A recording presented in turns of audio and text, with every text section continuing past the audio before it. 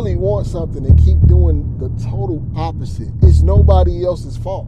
You got to do the work. If you feel weak, good. That means you're in the right spot. The weakness is your weight. You got to push it, bro. It is what it is. So today, man, in this video, we're going to talk about pushing through your limits, pushing past mediocrity, making sure you are optimizing every good thing that you can do, right? Everything you can control, your controllables, right? In order to level up in life, you have to control the controllables. It's the only way. And sometimes when we get in those modes of being weak and being passive, or just not, hitting our marks, if we're missing the mark, it's because it's something we're not doing that we can do. It's something that we are succumbing to that we can persevere through, all right? So it's like when you live in an average life, but you want to be over average, you just can't fold. You just can't. Like going off of me, for example, if you watched my video yesterday, you realized or you found out that I lost 17 pounds in 7 days. Now, I did it unconventional. I fasted, and I'm still fasted right now. This is day 8. I made a bold claim, right, that I am not eating any solid food. That means not even a solid piece of fruit, okay, until I drop 50 pounds. That is the first benchmark. That is the first mark of where it's like, okay, all right, I made it to a certain point. And why did I choose 50 pounds? I chose 50 pounds because that's half of the weight that I feel like I want to lose, okay? I was 305, right? I'm now 288. And it's the craziest thing because, thank God I got a lot of muscle. I can even see abs under the fat already. And I'm 288. That's only because I got so much muscle, right? Now, the thing is, I've been struggling with my weight for so long. I've been, procrastinating, starting to eat clean for a few, maybe a day or two, and then I fall off miserably, give in to my vices, weakness, and go eat donuts, go buy something crazy and devour it, just gluttonous activities, stupidity, being a real soft kind of man. It's soft. No matter how we want to slice it, no matter how we look at it, that's what it is. It's soft. Let's just keep it a buck. All right? But you just can't fold, man. How many times have you been in the gym when you're trying to get back on your journey of either getting ripped and shredded or bulking up for the skinny guys, and you in there, you on your phone the whole time, and you're barely giving any kind of maximum effort, and then you end up even, you were supposed to do 4 sets, you say, I'm kind of tired, I'm going to just finish this 3rd one, and that's going to be it. Well, you're not going to optimize, your results because you're always giving in. You're always falling to the weaknesses, right? And you just can't do it. Skipping workouts, leaving early, not doing that last set. When you start really making it a point and making it your business to first show up to the gym. That's the first thing you got to do, show up to the gym. And if you're not going to the gym, that means when it's time to work out at home, literally get to it. Work out at home, right? Or at the park, wherever it is. It don't have to be one specific place. But you literally have to show up. You literally got to do the work. You got to put the work in. That's first. And then you can't cut the workout short because you're selling yourself short, right? And you want these massive results. You're trying to gain 10 pounds of muscle, or you're trying to lose 50 pounds fat, whatever the case may be. It's the same principle no matter what the results you're trying to get, whether it's trying to bulk up or it's trying to get ripped and shredded. It doesn't matter. You still got to put the work in, right? And then you give in by eating junk food. Let's put this in perspective. You go into the gym consistently for 2 weeks straight, every day, or every, 5 days a week, whatever your regimen is, right? You're hitting your mark. You're working out hard, hypertrophy, training to failure, all of that kind of stuff, right? It's going to motivate you to also not eat like crap, not eat junk food. You know what I'm saying? And so when we give in to our temptations, eating junk food, too much sugar, things like that, it's really a sign that we don't want the results that we say we want. You can't really want something and keep doing the total opposite of the thing that you are trying to attain. You cannot say you want something and just totally go against what you want. That means you truly don't want it. And that's what I had to like come to the point in myself and just realize, like, I'm the reason why I'm not where I'm supposed to be. It's nobody else's fault. It ain't the fact that I got kids and a wife and my time is maybe like, not optimized. It's because I'm not controlling my controllables. I'm not setting my life up how it's supposed to be to get the results that I want. You know what I'm saying? So you got to do the work. All right? Now, the number one key, the first thing you must do when you know you're weak and you know you got these weaknesses, like, you really got to laugh at your weaknesses. Okay? And what do I mean by that? Yesterday, all right, I was so tired, so sleepy. Like I said, fasting kind of drains you sometimes, especially when you dry fasting. I was supposed to get my 10,000 steps in. And at this point of the day, I was only at like 2,000 or 3,000 steps, right? And I'm like, man, I don't feel like it. I've been working all day. I had to cut hair after work. And I'm like, I don't want to do it. I just didn't want to do it. I didn't want to do it. But you know what I did? I said, you know what? I'm a walk. I'm a walk, right? I got out there on the track, started walking, and brought my gloves with me, did a few pull-ups, because it's like a pull-up bar during my trail. Went around a few times, and I'm like, man, it's going to take a few laps, several laps to actually get to this 10,000. Man, I got to about, like, let's say 8,000 steps, and I damn near wanted to quit. Like, the whole time I was listening to the Bible in my headphones. That's the first thing I did, listen to the Bible. I was in the book of Exodus. And, really it was a lesson in that, because Moses kept going to Pharaoh relentlessly trying to get these results, trying to get his people freed from Pharaoh. He kept going back, kept doing these miraculous things.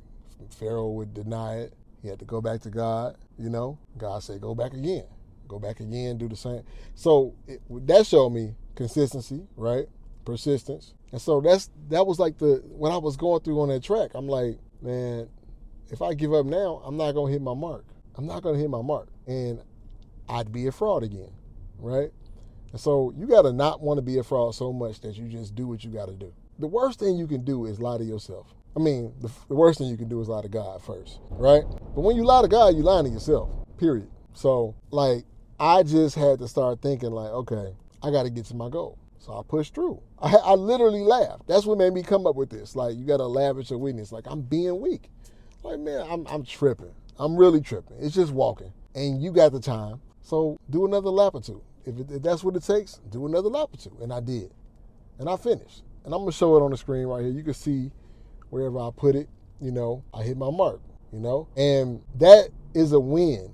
When you get a win like that, it shows you that your weaknesses can't defeat you if you defeat your weaknesses first. You just got to be persistent, right, and resilient to push past the weakness, man. And then the only way you can strangle the weakness is by taking massive action, right?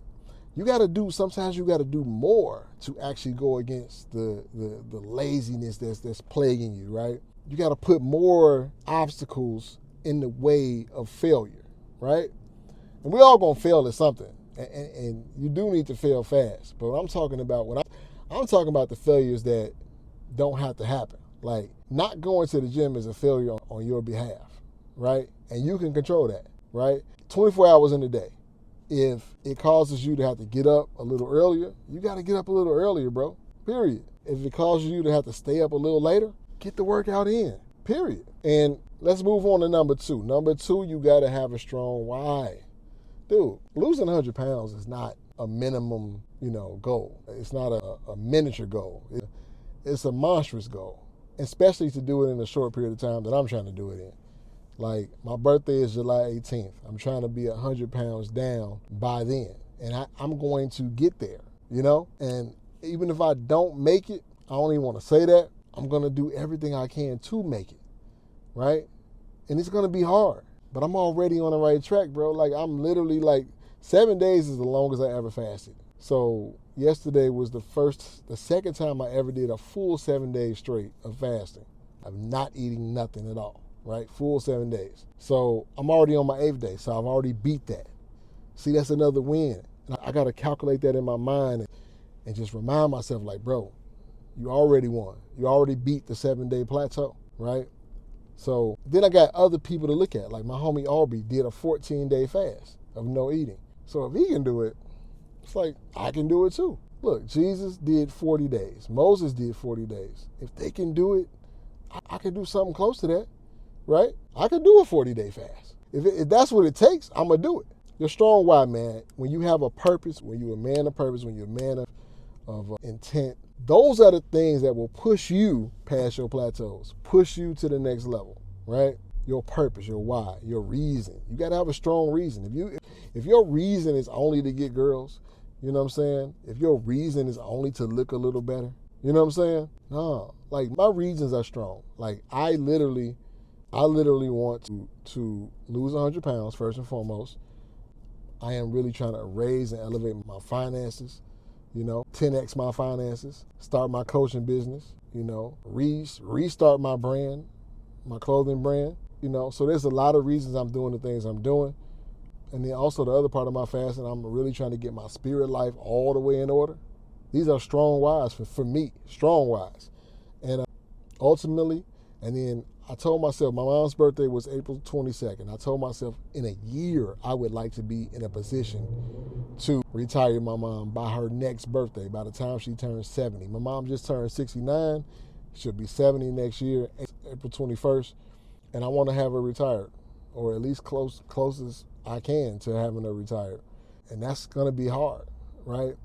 But with the right kind of action, massive action, really sticking to my word, doing the things I'm doing, like I know what I can generate. I know what I can do.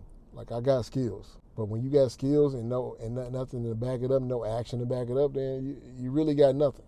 You really got nothing, bro. Number 3, you got to act like God is watching. Because he is. You got to act like God is watching because he is. Okay, bro?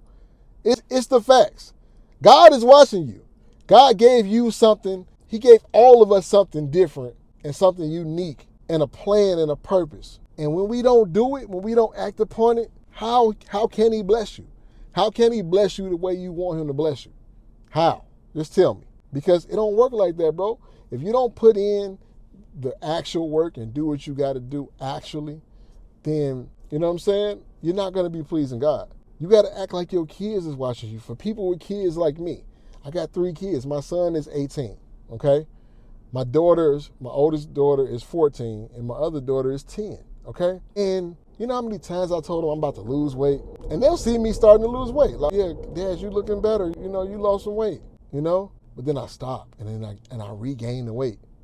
Looking at me like a fraud. How can I tell my kids to be the best version of themselves when I'm not doing it, right? So I have to act like my kids are always watching me, right? I got to act like my friends are always watching me. My homie DeJuan told me something one day about myself. He said, man, Carl, you probably one of the most talented people I know, right?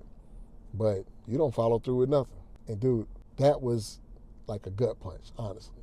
It really like pierced me in my side because he was right, Not that I've never followed through with anything, but I know what he mean by that, So a lot of times I'm talking about these plans and doing this and doing that and not really following through, not giving it my all, not being 100%. And that is something that will haunt you in your life, and you will not forgive yourself for not actually rising to the occasion. You do not want to live with regrets. You do not want to be an old man talking about what you shoulda, coulda, and would have done. You know what I'm saying? You don't. Young guys out there, I'm telling you, bro, if you don't take that leap of faith and that massive action towards what you really want to do in life, you will regret it. I got regrets right now. Stuff that I should have done when I was younger, I got regrets right now. And that eats you alive sometimes. But now I got to have new plans, new motion, new things that I got to attack. And now I got to just say, you know what? I got to attack those things. I'm in that mode right now. I'm locked in. It's due season, for real, for me. It's really due season for me, all right? Number 4, man, lastly, excuse my French, but just don't be a bitch. That's really what it comes down to, dog.